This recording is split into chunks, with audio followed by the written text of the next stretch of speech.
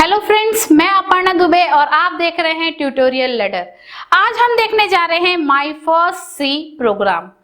सी program को कैसे लिखा जाता है, उसके क्या रूल्स हैं, सी प्रोग्राम का क्या स्ट्रक्चर है, किस स्ट्रक्चर को फॉलो करके सी प्रोग्राम को लिखा जाता है, कैसे इस प्रोग्राम को कंपाइल किया जाता है, कैसे प्रोग्राम को एग्जीक्यूट किया जाता है, कैसे प्रोग्राम को सेव किया जाता है, इन सारी चीजों को हम यहाँ जानेंगे।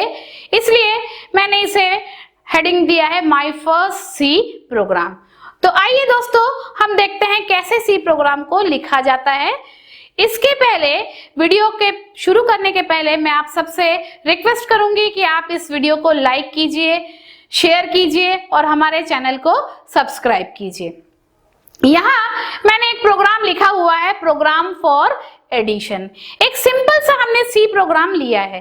देखिए, जब भी हम प्रोग्राम की बात करते हैं तो हमें एक टास्क, एक कार्य लेना पड़ेगा, जिस कार्य को संपादित करने के लिए आप प्रोग्राम को लिखेंगे। उस टास्क को परफॉर्म करने के लिए आप प्रोग्राम लिखते हैं। तो सबसे पहले हमारे पास ऑब्जेक्टिव होना चाहिए, उद्देश्य होना चाहिए। तो हाँ, यहाँ हमारा जो प्रोग्राम है, हमारा जो ऑब्जेक्टिव है वो है प्रोग्राम फॉर एडिशन। एक सिंपल सा हमने एग्जांपल लिया है जिसमें हम क्या करेंगे, 2 नंबर को लेकर उसे जोड़ेंगे। तो किसी भी प्रोग्राम को अगर बनाना है तो सबसे पहले हमारे पास उस प्रोग्राम का क्या प्रॉब्लम है, क्या ऑब्जेक्टिव है, ये हमें पता होना चाहिए। तो व्हाट इज प्रॉब्लम, प्रॉब्लम क्या है, ये हमें पता होना चाहिए। इसके बाद जैसे ही हमें प्रॉब्लम या ऑब्जेक्टिव पता चल गया तो उस प्रॉब्लम को या उस ऑब्जेक्टिव को सॉल्व करने के जो स्टेप्स हैं, उन स्टेप्स को हम क्या करते हैं, एक बार अपने माइंड में रिकॉल करते हैं। जब हम बिगनर्स लेवल में प्रोग्रामिंग करते हैं तो हम इन चीजों को लिखकर प्रैक्टिस करते हैं। फिर जब हम एक गुड प्रोग्रामर बन जाते हैं तो फटाफट हम अपने माइंड पे इन्हें कॉल करते हैं। तो ये गुड प्रोग्रामिंग टेक्निक है। आप अगर अपने ऑब्जेक्टिव, अपने प्रॉब्लम को समझ ले और उस प्रॉब्लम को सॉल्व करने के स्टेप्स को आप समझ ले तो जैसे यहाँ पर जो हमारा प्रॉब्लम है, जो हमारा ऑब्जेक्टिव है, वो है प्रोग्राम फॉर एडिशन। यहाँ हम 2 नंबर को जोड़ने का काम करेंगे। तो इसके लिए हमें अब रिक्वायरमेंट क्या है, उस प्रॉब्लम को सॉल्व करने के हमारे क्या क्या रिक्वायरमेंट है। तो यहाँ पर नेक्स्ट जो हम फेस करने जा रहे हैं वो है रिक्वायरमेंट एनालिसिस, कि हमको उस प्रॉब्लम को सॉल्व करने के लिए किन किन चीजों की जरूरत है। तो देखिए, यहाँ पर जो हमारा प्रॉब्लम है वो है 2 नंबर को जोड़ना और उसके रिजल्ट को प्रिंट करना। ये तो हो गया हमारा ऑब्जेक्टिव। अब इस कार्य को करने के लिए आपको क्या क्या चीजों की जरूरत है। सबसे पहले तो हमें 2 नंबर चाहिए। तो वो 2 नंबर जिन्हें आप जोड़ेंगे, उस नंबर को स्टोर करने के लिए सी लैंग्वेज में जब किसी नंबर को, किसी वैल्यू को स्टोर करना है तो स्टोर करने के लिए हम वेरिएबल्स का यूज करते हैं। तो हमें 2 वेरिएबल्स की आवश्यकता पड़ेगी जिसपे आप उन 2 नंबर को स्टोर करेंगे। स्टोर करने के बाद आप उस नंबर को क्या करेंगे, जोड़ने का काम करेंगे, एडिशन करेंगे और फिर रिजल्ट चाहिए, स्टोर होगा आपको। तो रिजल्ट भी क्या है, एक वैल्यू है, एक डेटा है। तो उस रिजल्ट को स्टोर करने के लिए भी आपको एक वेरिएबल की जरूरत पड़ेगी। तो यहाँ हमें 3 वेरिएबल्स चाहिए। कितने वेरिएबल्स चाहिए, 3 वेरिएबल्स चाहिए। 2 वेरिएबल्स 2 नंबर को स्टोर करने के लिए और 3rd वेरिएबल रिजल्ट को स्टोर करने के लिए। अब इसके बाद आप क्या करेंगे, जैसे ही आपको 2 नंबर मिल गया, अब आप क्या करेंगे, इसको प्रोसेस करेंगे। तो प्रोसेस करने के लिए आपको इसे जोड़ना है, ऐड करना है। तो एडिशन कार्य को करने के लिए कई ऑपरेटर्स हैं, वेरिएबल को डिक्लेयर करने के लिए कई डेटा टाइप्स हैं। इन सब का यूज करके हम प्रोग्राम को बनाएंगे। तो फिलहाल तो हमने समझ लिया कि व्हाट इज प्रॉब्लम और व्हाट इज रिक्वायरमेंट एनालिसिस। अब आपको इन 3 वेरिएबल्स की जो वैल्यूज आपको लेना है, मतलब आपको क्या करना पड़ेगा, इनपुट लेना पड़ेगा। फिर आपको क्या करना पड़ेगा, 2 नंबर आप रीड करेंगे, फिर आप क्या करेंगे, प्रोसेस करेंगे, 2 नंबर को जोड़ेंगे और रिजल्ट भी प्रिंट करना है। मतलब अब आप क्या देंगे, आउटपुट भी देंगे। तो इन 3 स्टेप के थ्रू आप अपने प्रोग्राम को क्या करेंगे, परफॉर्म करेंगे। तो ये तो हमने समझ लिया कि क्या प्रॉब्लम है, क्या ऑब्जेक्टिव है और कैसे उस प्रॉब्लम को सॉल्व करना है। तो सबसे पहले किसी भी प्रोग्राम को बनाने के पहले इन चीजों को अपने दिमाग में एनालिसिस करना बहुत आवश्यक है, तब जाकर हमारा प्रोग्राम बड़े ही आसानी से बन जाता है। तो देखिए, यहाँ मैंने सी लैंग्वेज की जो रूल रेगुलेशंस है उनको ध्यान में रखते हुए इस प्रोग्राम को, हमारा जो सी लैंग्वेज लैंग्वेज का जो स्ट्रक्चर है उस स्ट्रक्चर को ध्यान में रखते हुए मैंने इस प्रोग्राम को लिखा है। तो आइए समझते हैं हम 1 बाय 1 लाइंस को कि कहां पर क्या काम हो रहा है, कैसे इन दो नंबर को जोड़ा जा रहा है सी प्रोग्राम के द्वारा। सबसे पहला जो लाइन है, ये जो लाइन कहलाता है ये आपका कमेंट सेक्शन है। कौन सा सेक्शन है आपका? कमेंट सेक्शन है। यहां आपने क्या किया है, कमेंट दिया है कि आपको ये जो आपका सिंबल है, ये जो आपका वो लगा है, स्लैश का चिन्ह लगा है और एस्ट्रिक का चिन्ह लगा है, इन चिन्हों का उपयोग, ये जो आपका सिंबल है, इन दोनों सिंबल के बीच आप जो भी लिखते हैं वो कभी भी कोड का पार्ट नहीं होता है। तो ऐसे इन सेक्शंस का यूज किया जाता है कमेंट्स को देने के लिए। ये एक गुड प्रोग्रामिंग टेक्निक है। कमेंट आप प्रोग्राम के स्टार्टिंग में भी दे सकते हैं और हर लाइन में भी दे सकते हैं। तो कमेंट जो है कोड का पार्ट नहीं होता है और कमेंट से हमें ये पता चलता है कि किस सेक्शन में या किस पर्टिकुलर लाइन में क्या काम हो रहा है। तो अगर ये कमेंट ना रहे और ये सिर्फ कोडिंग लिखा रहे तो आप कैसे समझेंगे कि ये प्रोग्राम किस चीज का है? पर अगर कमेंट लिखा है तो हमको समझ में आ गया कि ये प्रोग्राम फॉर एडिशन है, ये एडिशन का प्रोग्राम है। तो सबसे पहला जो सेक्शन रहता है हमारे प्रोग्राम का वो कमेंट सेक्शन रहता है। यहाँ पर आप इन दोनों सिंबल के बीच में जो भी आप कमेंट देना चाहते हैं, उस प्रोग्राम से रिलेटेड जो भी इंफॉर्मेशन आप देना चाहते हैं वो प्रोग्राम के स्टार्टिंग में या हर लाइन में दे सकते हैं। ध्यान रहे कि आपको इस सिंबल के बीच में ही कमेंट को देना है। इसके बाद अगला जो सेक्शन है, ये वाला सेक्शन, ये आपका लिंक सेक्शन कहलाता है। लिंक सेक्शन, इस लिंक सेक्शन में हमें अगर किसी भी फाइल को लिंक करना है, जैसा कि हम सभी जानते हैं सी लैंग्वेज की जो लाइब्रेरी है वो बहुत रिच है। यहाँ पर कई सारे प्रीडिफाइंड फंक्शंस है जो कि आपके विभिन्न फाइल्स में परिभाषित रहते हैं लाइब्रेरी फाइल्स में, और आपको इन प्रीडिफाइंड फंक्शंस को यूज करने के लिए उन फाइल्स को क्या करना पड़ता है, इंक्लूड करना पड़ता है। उन फाइल्स को आपको अपने प्रोग्राम में कॉल करना पड़ता है। तो आपको जिन भी प्रीडिफाइंड फंक्शंस को यूज करना है वो प्रीडिफाइंड फंक्शन जिस फाइल में स्टोर है उस फाइल को यहाँ पर लिंक सेक्शन में हम क्या करते हैं, कॉल करते हैं। तो जो हमारा सी लैंग्वेज प्रोग्राम का अगला सेक्शन होता है वो होता है लिंक सेक्शन। यहाँ हमने लिंक सेक्शन का यूज किया है और यहाँ पर दो फाइल, ये जो फाइल है ये हेडर फाइल कहलाते हैं। क्या कहलाते हैं? Header file. इन दोनों फाइल को हमने यहाँ पर क्या किया है, इंक्लूड किया है, कॉल किया है। अगला जो हमारा सेक्शन है, इसके बीच में और कई सेक्शंस होते हैं, फिलहाल हमने यहाँ पर दो ही सेक्शन का यूज किया, कमेंट सेक्शन और लिंक सेक्शन। फिर ये जो सेक्शन है ये हमारा मेन प्रोग्राम सेक्शन है। मेन प्रोग्राम सेक्शन, जो भी कोडिंग आपको उस प्रोग्राम को करने में लिखना है, ध्यान रखना है कि उन्हें इस दोनों कर्ली ब्रैकेट के बीच में लिखा जाता है। ये आपका स्टार्ट को बता रहा है, प्रोग्राम के स्टार्टिंग को, और ये जो है आपके प्रोग्राम के एंड को बता रहा है।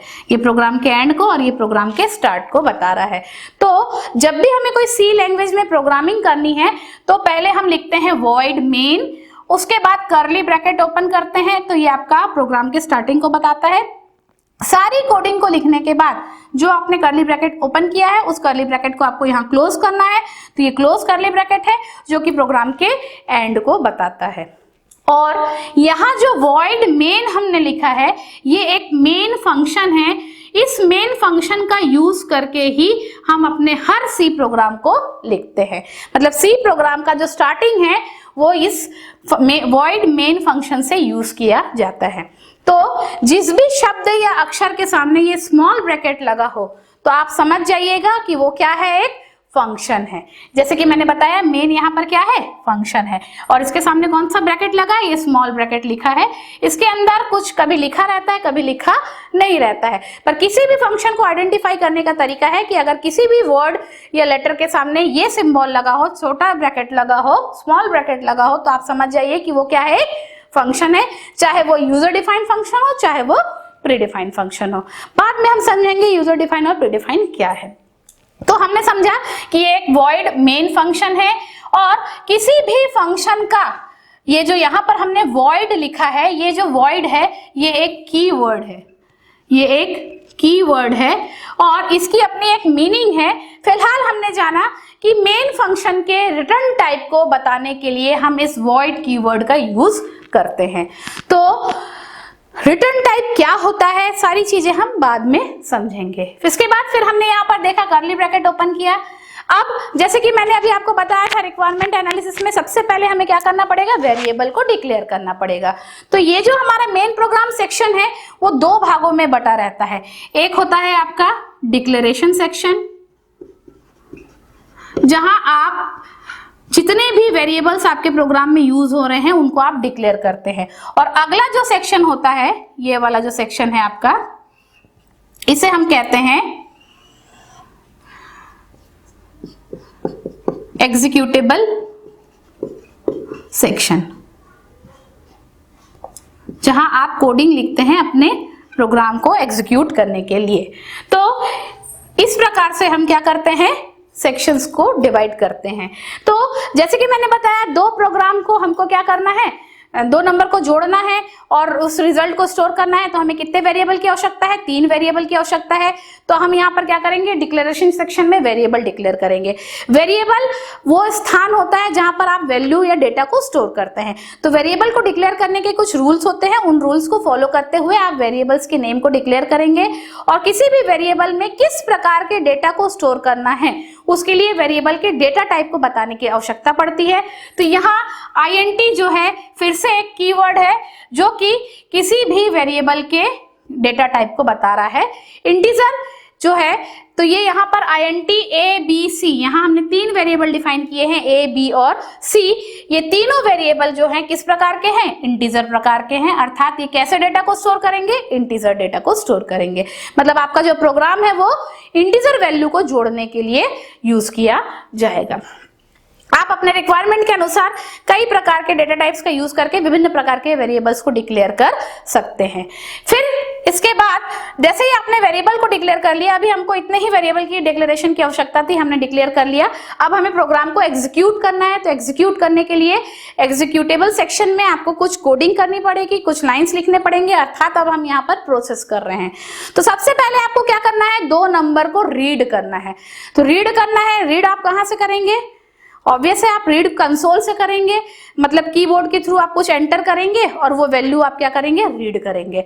तो रीड करने के लिए आपको एक मैसेज देना पड़ेगा। जब भी आपका प्रोग्राम रन हो, तो अब मैं ऐसे खड़ी हो गई तो आपको समझ में थोड़ी ना आएगा कि मैं क्या करना चाह रही हूँ। पर मैंने अगर बोल दिया कि भाई आप मुझे ये चीज दीजिए, तब आपको समझ में आएगा कि मुझे क्या चाहिए। तो सेम ऐसे ही मुझे एक मैसेज देना पड़ेगा कि 2 नंबर को एंटर कीजिए, तब तो फिर हम क्या करेंगे, 2 नंबर को, यूजर जो है 2 नंबर को एंटर करेगा। तो हमें एक आउटपुट मैसेज देना पड़ेगा, तो कि enter the value of A and B, A और B की वैल्यू को क्या कीजिए, एंटर कीजिए। तो यहाँ पर हमने प्रिंट एफ स्टेटमेंट का यूज किया है।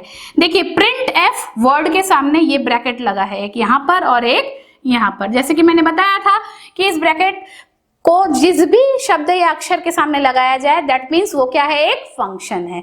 यहाँ पर printf एक फंक्शन है जिसका यूज हम किसी आउटपुट मैसेज को देने के लिए C लैंग्वेज में करते हैं।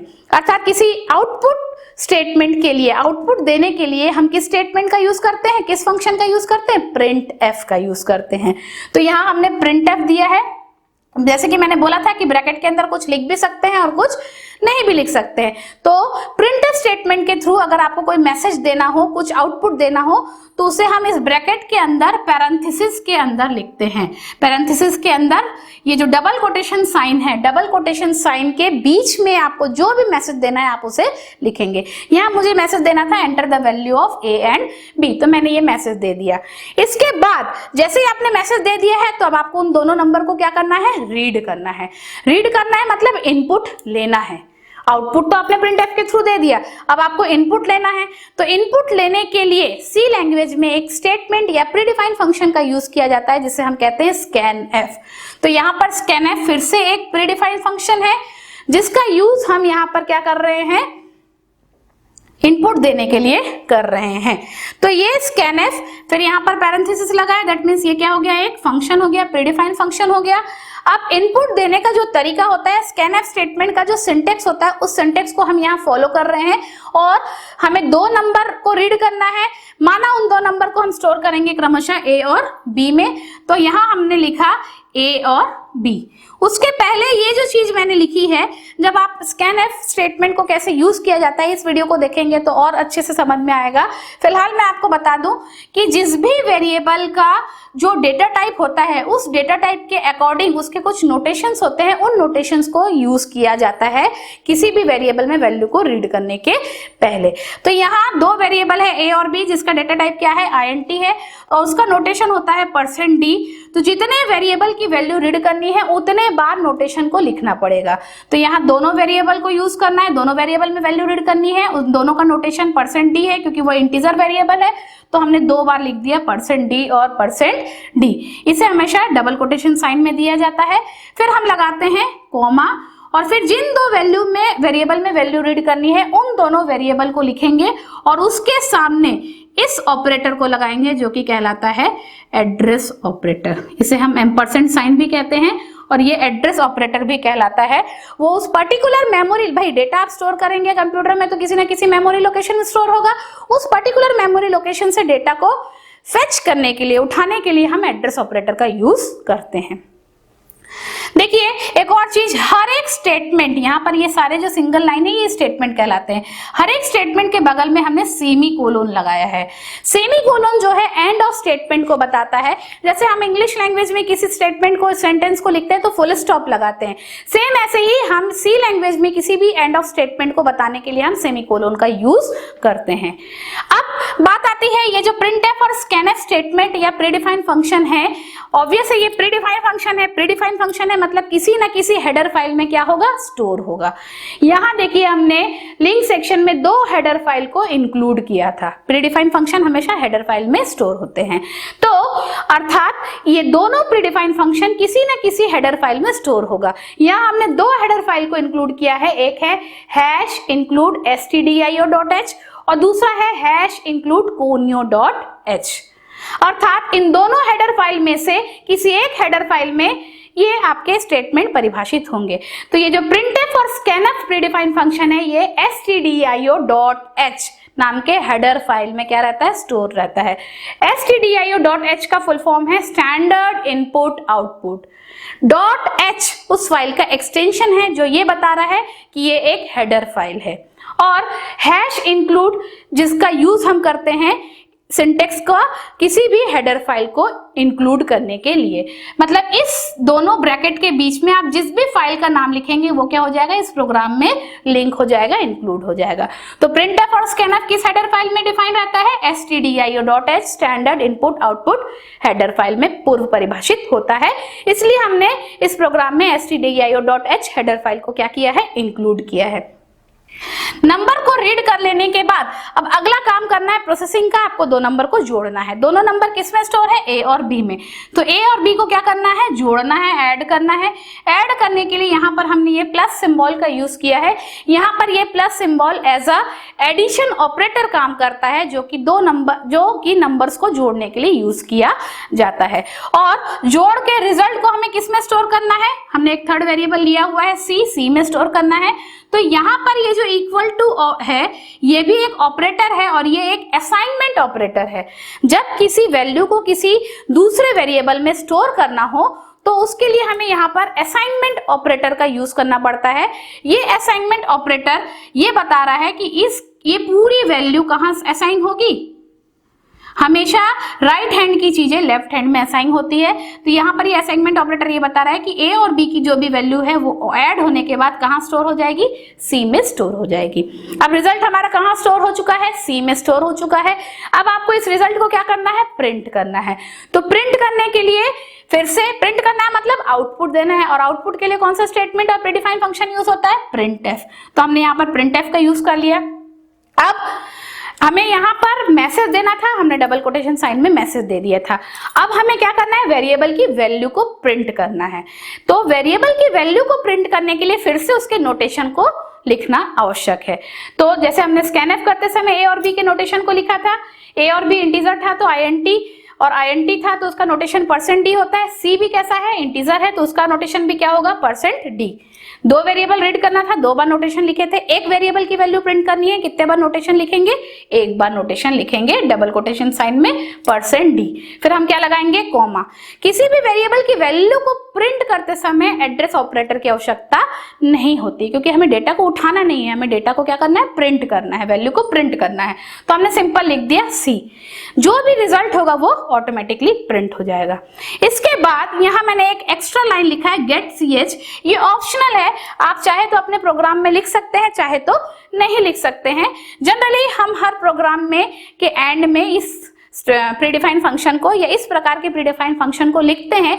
इसके पीछे जो लॉजिक है, जो रीजन है, वो मैं आपको बाद में एक्सप्लेन करूंगी। फिलहाल हमने यहाँ पर लिखा है गेट ch। तो ये भी एक, देखिए इसके सामने भी ये पैरेंथेसिस लगा है, अर्थात ये भी एक प्रीडिफाइंड फंक्शन है। ये जो गेट ch प्रीडिफाइंड फंक्शन है, ये इसका फुल फॉर्म है गेट कैरेक्टर। गेट कैरेक्टर या गेट ch प्रीडिफाइंड फंक्शन जो है conio.h नाम के हेडर फाइल में परिभाषित रहता है। conio.h का फुल फॉर्म है कंसोल इनपुट आउटपुट। इस हेडर फाइल में गेट ch जो है फंक्शन आपका क्या रहता है, पूर्व परिभाषित रहता है। चूंकि आपने इस फंक्शन का यूज प्रोग्राम में किया है, इसलिए आपको इस conio.h नाम के हेडर फाइल को भी अपने प्रोग्राम में क्या करना पड़ा है, इंक्लूड करना पड़ा है। तो इन लाइन ऑफ कोड से आपके 2 नंबर का रीड और 2 नंबर को जोड़ना और प्रिंट करने का कार्य समाप्त हो जाएगा। फिर आप प्रोग्राम को क्लोज करेंगे। एंड करने के लिए आपको पैरेंथेसिस को क्या करना पड़ेगा, क्लोज करना पड़ेगा। तो ये तो हो गए कुछ सेक्शंस, जिन सेक्शंस के माध्यम से आप अपने प्रोग्राम को क्या करते हैं, एग्जीक्यूट करते हैं, प्रोग्राम को लिखते हैं। इस कोडिंग को कर लेने के बाद आपको अगला काम जो करना है, प्रोग्राम का सबसे पहले हम प्रोग्राम को लिखते हैं, फिर हम क्या करते हैं, प्रोग्राम को सेव करते हैं। दूसरा काम, हम प्रोग्राम को फिर क्या करते हैं, कंपाइल करते हैं। और थर्ड जो काम करते हैं, हम प्रोग्राम को क्या करते हैं, एग्जीक्यूट करते हैं। तो इतने स्टेप्स हम करते हैं प्रोग्राम को लिखने के बाद, प्रोग्राम को सेव करना, कंपाइल करना और एग्जीक्यूट करना। तो सबसे पहले जब भी आप किसी सी प्रोग्राम को लिखते हैं, लिखने के लिए आप सी प्रोग्राम का कंपाइलर आता है, एडिटर आता है, आप उस कंपाइलर या एडिटर को डबल क्लिक करेंगे। जैसे ही डबल क्लिक करेंगे एक ब्लू स्क्रीन ओपन हो जाता है। वहां पर आप, जैसे हमारा नोटपैड वगैरह रहता है, सेम वैसे ही आपका सिंपल ब्लू एडिटर रहता है। आप उसमें फाइल सेक्शन में जाकर जो हमारे कुछ टैब्स जनरली यूज होते हैं, उसमें आप उन टैब्स का यूज करेंगे। न्यू लेकर एक न्यू फाइल ओपन करेंगे और उस फाइल में आप क्या करेंगे, अपनी इस कोडिंग को लिखेंगे। कोडिंग को लिख लेने के बाद आपको इसको सेव करना बहुत जरूरी है। किसी भी टास्क को हम सेव करते हैं कंप्यूटर में, तो सी प्रोग्राम को भी सेव करना है। सेव करते समय जब आप इस प्रोग्राम को फर्स्ट लिखते हैं, तो इस प्रोग्राम के ऊपर आपका नो नेम लिखा रहता है। नो नेम मतलब आप इस प्रोग्राम का कोई नाम नहीं है। और सी का जो एक्सटेंशन होता है वो होता है .c, नो नेम .c। देखिए एक्सटेंशन का फाइल के साथ बहुत गहरा संबंध है, ये आपको पता ही है कि एक्सटेंशन ये बताता है कि वो किस प्रकार का फाइल है। तो .h जो है बता रहा था हेडर फाइल है, .c जो बता रहा है वो बता रहा है कि ये C की फाइल है। तो नो नेम .c जनरली आपका हाईलाइट होता रहता है। जब आप इस फाइल का कुछ नाम दे देते हैं तो वो उस पर्टिकुलर नाम से सेव हो जाता है। तो सेव करते समय आपको जो भी नाम देना है, माना मैंने यहाँ पर दे दिया ऐड, ध्यान रहे .c देना बहुत जरूरी है। तो इस प्रकार से आप जो भी फाइल नेम देना चाहते हैं उस फाइल नेम को देंगे, साथ में .c एक्सटेंशन को लगाकर आप इस फाइल को क्या करेंगे, सेव करेंगे। सेव करने के बाद अगला जो स्टेप रहता है वो होता है फाइल को कंपाइल करना। ये हमारा सोर्स कोड है, इसे अब आपको किस में कन्वर्ट करना है, ऑब्जेक्ट कोड में, मशीन अंडरस्टैंडेबल कोड में। ये ह्यूमन अंडरस्टैंडेबल कोड है, अब इसे आपको मशीन अंडरस्टैंडेबल कोड में कन्वर्ट करना है। सोर्स कोड को ऑब्जेक्ट कोड में कन्वर्ट करना है। इसके लिए आपको इस फाइल को क्या करना पड़ेगा, कंपाइल करना पड़ेगा। तो सी का जो कंपाइलर है वो इस फाइल को, सोर्स कोड को ऑब्जेक्ट कोड में कन्वर्ट करेगा। इसके लिए आपके जो टैब बने रहते हैं स्क्रीन पे, यहाँ पर आपके शुरू में स्क्रीन पे कई टैब बने रहते हैं। फाइल हो गया, इसके बाद आपका एडिट हो गया, फिर आपका कंपाइल हो गया, फिर आपका रन हो गया। ऐसे कई टैब बने रहते हैं, इन टैब्स का आप यूज करते हैं। जैसे कंपाइल को आप क्लिक करेंगे, कंपाइल को जब आप जैसे ही क्लिक करेंगे तो आपका क्या हो जाएगा, पर्टिकुलर जो फाइल है वो क्या हो जाएगा, कंपाइल हो जाएगा। कंपाइल होने का तात्पर्य यह है कि हमारा जो सोर्स कोड है वो ऑब्जेक्ट कोड में कन्वर्ट हो गया। साथ ही साथ आपके प्रोग्राम में अगर आपने कहीं पर कुछ मिस्टेक की है, कुछ एरर्स किया है जो कि सिंटेक्स एरर कहलाते हैं, मतलब जो हमारे रूल रेगुलेशन से सिंटेक्स से उनको आपने फॉलो नहीं किया है, तो उन एरर्स को भी हम कंपाइलेशन प्रोसेस में फाइंड आउट करते हैं। तो अगर आपके पूरे प्रोग्राम को वो कंपाइल करेगा और जिस भी पर्टिकुलर लाइन में आपको उस कंपाइलर को लगेगा कि कुछ एरर है, वो एरर मैसेज देगा। तो अगर कुछ एरर है तो एरर मैसेज शो होगा कि जितने लाइन है वो एग्जीक्यूट हो गए हैं, पर्टिकुलर इस लाइन में कुछ हिंट देगा कि एरर से आपको उन एरर्स को फाइंड आउट करना है, फिर से क्या करना है, उन एरर्स को प्रोग्राम की कोडिंग में जाकर सुधारना है और प्रोग्राम को फिर से क्या करना है, सेव करना है और कंपाइल करना है। तो ये सेव और कंपाइल का प्रोसेस कब तक चलेगा, जब तक कि आपका प्रोग्राम पूरी तरीके से एरर फ्री ना हो जाए।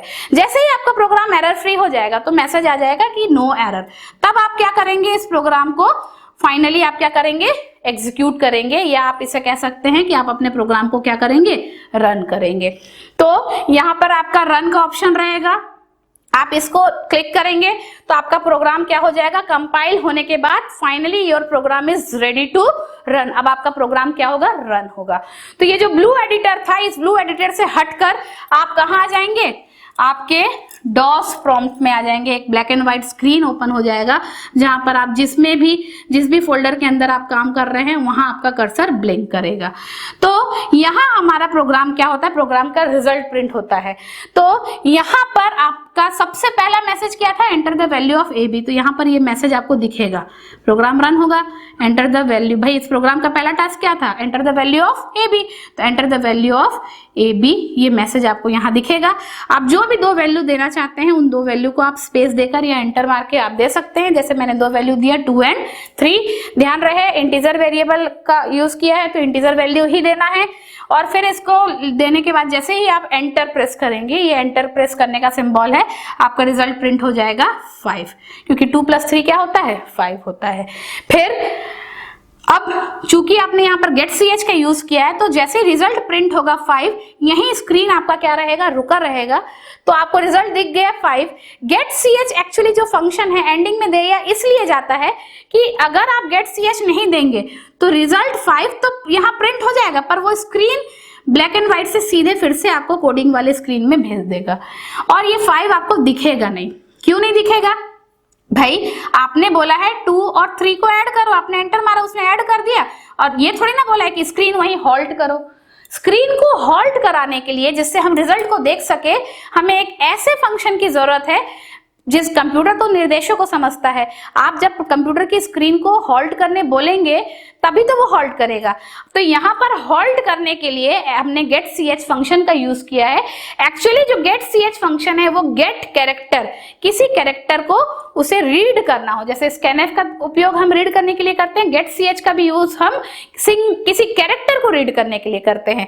तो कंप्यूटर यहाँ पर हॉल्ट करके आपको आउटपुट नहीं शो कर रहा है, गेट ch की वजह से, चूंकि आपने एंडिंग में लिखा है, गेट ch की वजह से आपका स्क्रीन यहाँ पर रुका हुआ है कि उसे आप किसी कैरेक्टर को रीड करने के लिए। अब आप जो भी इनपुट देंगे, जनरली हम क्या करते हैं, जैसे हमने रिजल्ट को देख लिया हम एंटर की प्रेस करते हैं। तो ये जो हमने यहाँ एंटर की को प्रेस किया, मतलब हमने यहाँ पर एक इनपुट दिया, एंटर भी तो की को प्रेस किया ना, एक इनपुट हुआ ना। तो इस टाइप के इनपुट को हमने जैसे ही प्राप्त किया, अब हमारा स्क्रीन क्या हो गया, फिर से ब्लू स्क्रीन पे आ गया। तो गेट ch का यूज हम क्यों करते हैं, आखिरी में आउटपुट को हम देख सके। एक्चुअली एक इनपुट लेने के लिए स्क्रीन वहां पर रुका हुआ है और वो इनपुट कुछ भी हो सकता है, कोई भी एक की आप प्रेस कीजिए, उसे वो एज ए इनपुट लेगा और फिर आपको कहां पर भेज देगा, आपके ब्लू स्क्रीन एडिटर पर भेज देगा। और इस प्रकार से आप कई प्रोग्राम्स को लिख सकते हैं। तो आशा करती हूँ दोस्तों आपको ये वीडियो पसंद आया होगा और आपको इस वीडियो के माध्यम से समझ में आया होगा कि सी प्रोग्राम को कैसे लिखा जाता है, कैसे सेव किया जाता है, कैसे कंपाइल किया जाता है और कैसे रन किया जाता है। धन्यवाद।